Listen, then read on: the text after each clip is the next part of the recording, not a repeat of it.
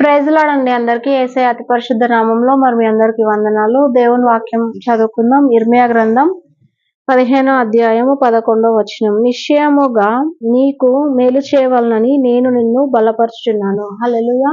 నిశ్చయముగా, ఖచ్చితంగా నేను నీకు మేలు చేయాలని నిన్ను బలపరుచుచున్నాను. ఎవరిని బలపరుస్తున్నారండి ఇక్కడ? దేవాది దేవుడు మనల్ని, అంటే మిమ్మల్ని, మరి మమ్మల్ని, ఎవరినైనా కూడా దేవుడు ఎందుకు బలపరుస్తున్నాడు అంటే మేలు చేయాలని. ఇప్పటి వరకు మనము కృంగిపోతున్నామేమో ప్రతి విషయంలో కూడా.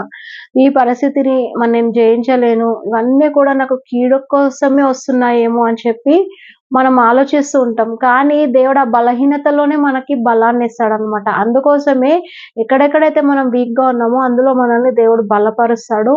మరి అందుకే ఎందుకు నిశ్చయముగా నీకు మేలు చేయాలని, మేలు కొరకే నేను నిన్ను బలపరుస్తున్నానని ఇక్కడ దేవుని వాక్యం మనకు క్లియర్ గా సెలవిస్తుంది అనమాట. సో కాబట్టి మనం ఏ విషయంలో కూడా మనం మన పరిస్థితిని బట్టి కృంగిపోతున్నామో అదంతా కూడా మేలుకరంగా, దీవెనకరంగా మారుస్తానని ఇక్కడ దేవాది దేవుడు వాక్యం ద్వారా బలపరుస్తున్నాడు. మరి ఈ వాక్యం మీ జీవితంలో అలాగే మా జీవితంలో కూడా నెరవేర్చబడును గాక.